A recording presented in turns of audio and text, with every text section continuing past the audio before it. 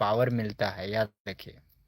जैसे गुरुमुखी विद्या क्यों प्राप्त करना चाहिए, उसका एक कारण होता है, क्योंकि गुरु ने अपने पीरियड में वो मंत्र को सिद्ध किया है, और वो मंत्र में वो ऊर्जा, वो शक्ति लिप्त है। और वही मंत्र अगर आपको मिल जाता है गुरु के द्वारा, हंसी खुशी मिल जाता है, याद रखिए गुरु से अर्पण मिलता है, तो वो जो गुरु से जो शक्ति जुड़ी हुई होती है, वो वाली शक्ति आपको मिल जाएगी, मतलब आपको भी वो शक्ति प्राप्त होगी। जब वही मंत्र जब आप जपोगे, तो जो ऊर्जा गुरु से जुड़ा था शक्ति, वो वाला जो शक्ति का ऊर्जा है वो आपसे भी जुड़ जुड़ जुड़ जाएगा।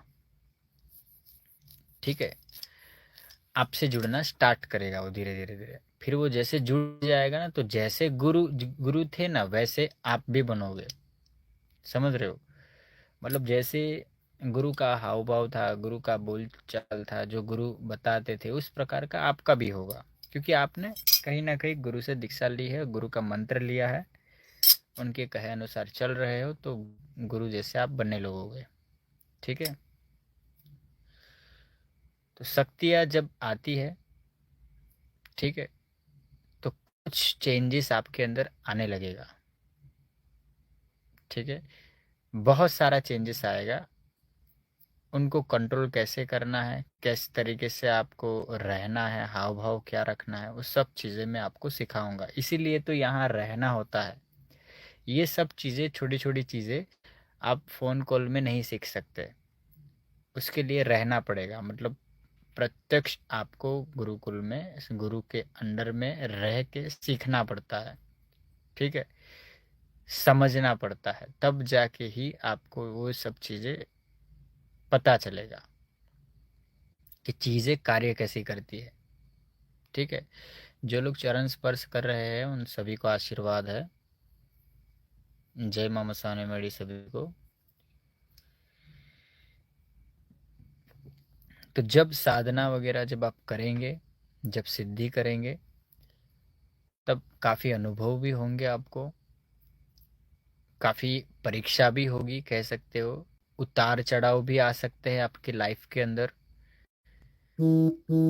ठीक है, मतलब जो शक्ति कर सकती है आपके साथ, वो सब कुछ करेगी। अगर उसको करना है तो याद रखिए, अगर उसको परीक्षा लेना है तो वो परीक्षा लेगी, क्योंकि पहली बार आप शक्ति सिद्ध कर रहे हो। ठीक है, हाँ इतना है कि वो शक्ति मुझसे बंधा हुआ है, तो मैं कहूँगा वैसा वो करती है। बस इतना है कि मैं उनको बता दूंगा कि घर परिवार पूरा सुरक्षित वो रखे, तो घर परिवार आपका एकदम सुरक्षित रहेगा, कोई प्रॉब्लम नहीं है। बस आप जो व्यक्ति साधना करेगा उसकी परीक्षा होगी। ठीक है, उसके कर्म से उसकी परीक्षा होगी, याद रखना। उसमें पास होना आपकी रिस्पॉन्सिबिलिटी है। ठीक है,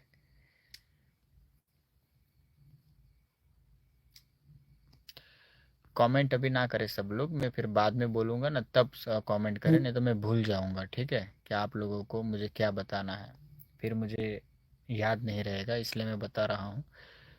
मेरा बार बार कमेंट पे ध्यान जा रहा है। अभी कमेंट मत करिए सब लोग। तो मैं क्या कह रहा था, देखिए मैं कुछ आपको बहुत डीप समझा रहा हूँ। ठीक है, जब शक्ति मतलब सिद्ध होगी,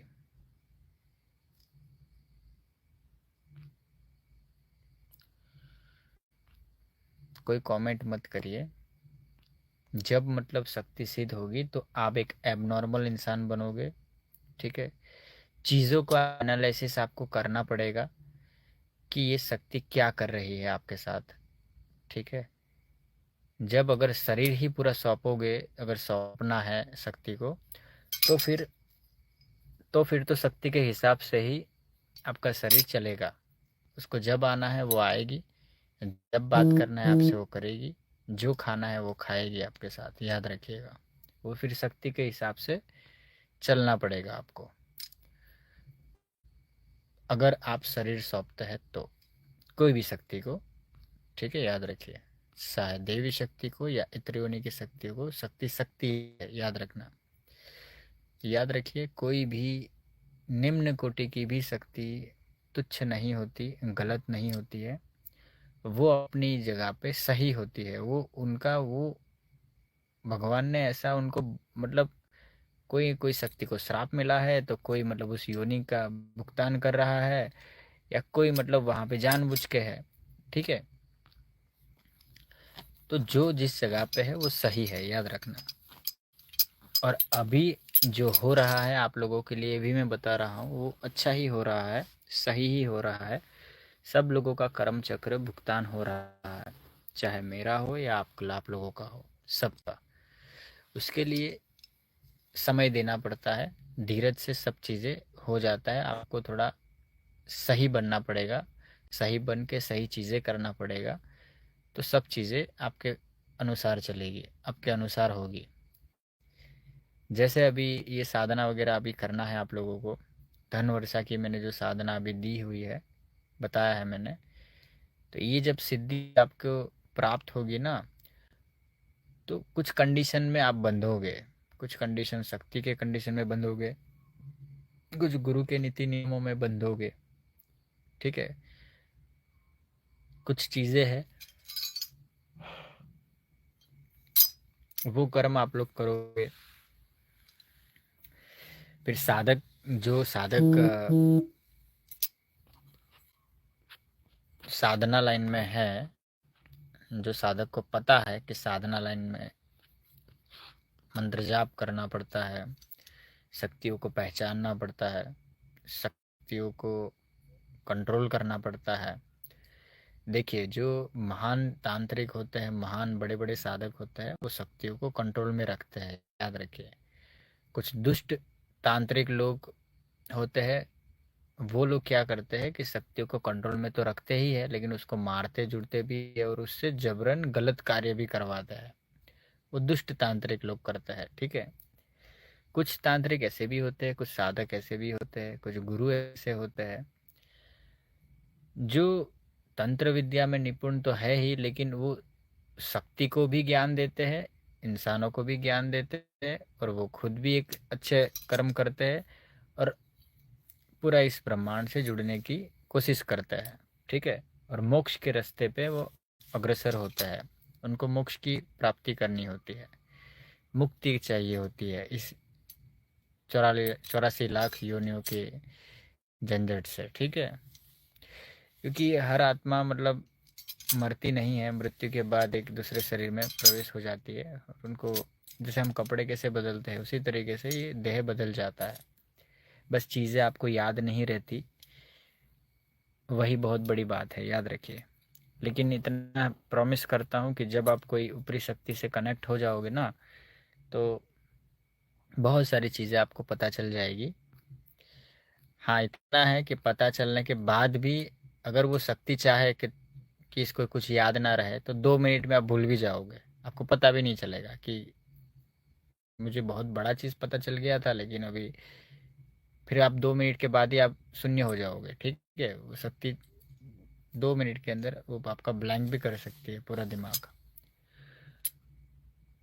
तो इस शक्तियाँ जितनी है, ये वो यूनिवर्स की पावर है, ये कह सकते हमारे हाथ पैर है, हम बोल रहे हैं, हम बहुत सारा डेवलपमेंट कर रहे हैं। देखिए अपना इर्द गिर्द देखिए, इंसानों ने ही तो बहुत सारा डेवलपमेंट किया है। ठीक है, बहुत सारी चीज़ें बनाई हैं, तो वो मतलब कैसे होती है, मतलब ये सब चीज़ें जब आप खुद मतलब आप करोगे तो पता चलता है। हाँ,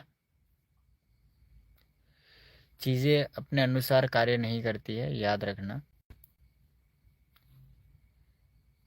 जो व्यक्ति ने, जो सिद्ध व्यक्ति ने जिस पद्धति से शक्ति को सिद्ध किया होता है, वही पद्धति से आपको वो शक्तियाँ सिद्ध करनी होगी।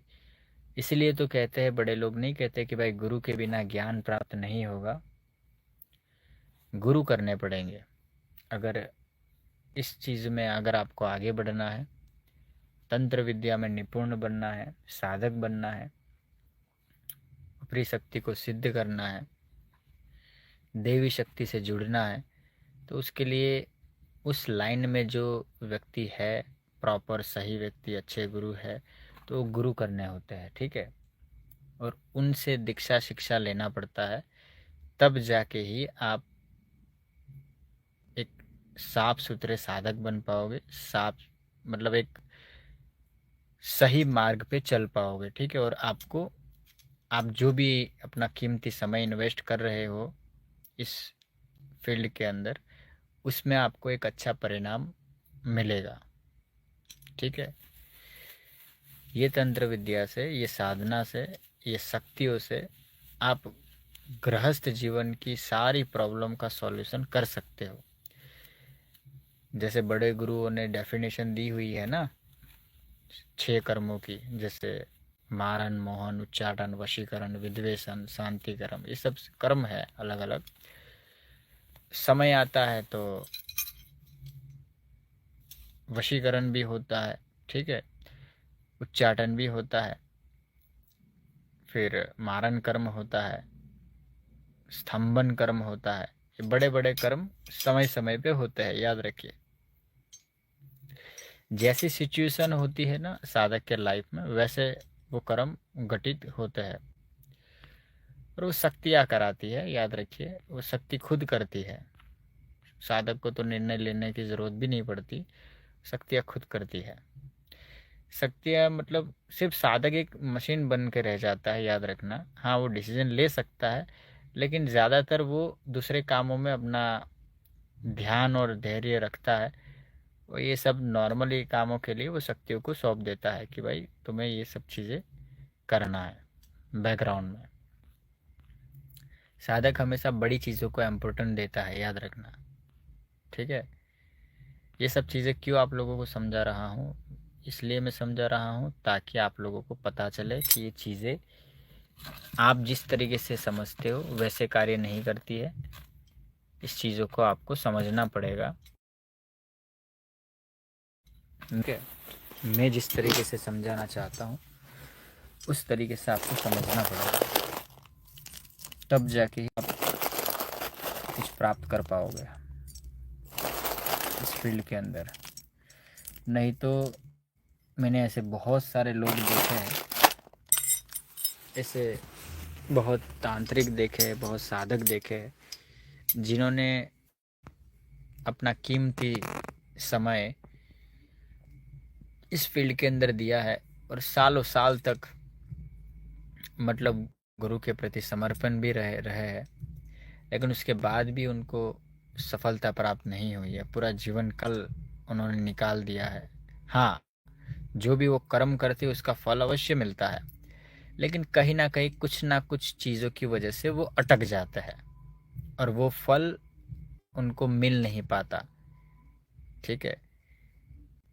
याद रखिए, भक्ति भी एक तरीके का साधना ही है। किसी भी देवी देवता की अगर आप भक्ति करते हैं, जैसे साधु संत वगैरह जितने रहे वो सब भक्ति करते हैं देवी देवताओं की, धर्म रक्षक जो कहते हैं आप, ठीक है। तो धर्म की रक्षा करने के लिए साधु संत भक्ति करते हैं, भगवान की आराधना करते हैं। भक्ति से भी आप देवी देवताओं को प्राप्त कर सकते हैं।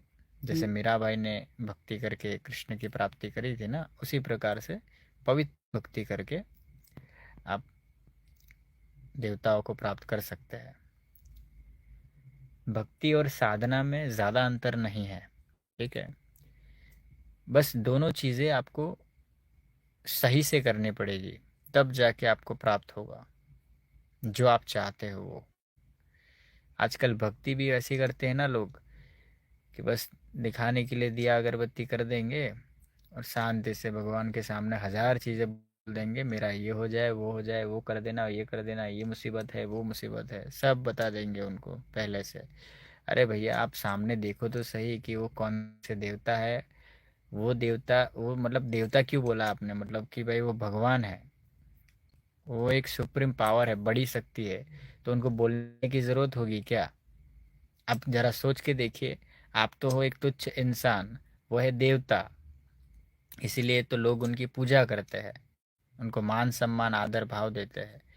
तो उनके अंदर इतनी शक्ति तो होगी ना कि वो आपके मन की चीज़ समझ सके, आपके मन का भाव समझ सके कि आपको क्या चाहिए, आपको क्या तकलीफ़ है, आप किस कारणों दुखी हो वो तो उनको पता ही है, तो बोलने का क्या ज़रूरत है। ऐसा बोलना नहीं होता है, ठीक है। कोई भी देवी देवता हो, उनको पता ही है कि आप क्या प्रॉब्लम में हो और आपको क्या चाहिए। तो जो आपको चाहिए वो कब देते हैं देवी देवता, उसके लिए वो रास्ता दे देते हैं। याद रखना, आपके लिए वो रास्ता खोल देते हैं, रास्ता दे देते हैं। अगर आप किसी भी भगवान से कुछ भी मांगोगे ना तो वो दे देते हैं, याद रखना। जो मांगोगे ना वो दे देते हैं, लेकिन लोग समझ नहीं पाते, वो अपॉर्चुनिटी ले नहीं पाते, वो मौका हाथ से गवा देते हैं। और ये प्रकृति बार बार मौका नहीं देती है, याद रखना। क्योंकि कर्म चक्र आड़े आ जाते हैं। हाँ, प्रकृति तो दया दिखाती है इंसान के ऊपर या जानवर के ऊपर या किसी के ऊपर। उनका स्वभाव ही है प्रकृति का, वो दयावान है, ठीक है। बहुत दया है उनके अंदर। लेकिन जो इंसान है उसकी कुबुद्धि के चलते, तर्क बुद्धि के चलते वो समझ नहीं पाता है। बहुत ही गहरी बात बता रहा हूँ आप लोगों को, ठीक है।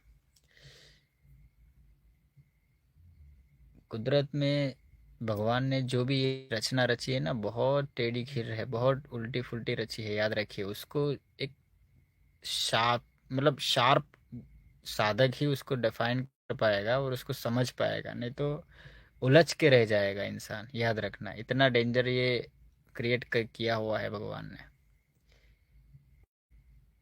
जिस किसी ने भी ये चीज़ बनाया है ना, ये बहुत खतरनाक बनाया है, बहुत पावरफुल बनाया है।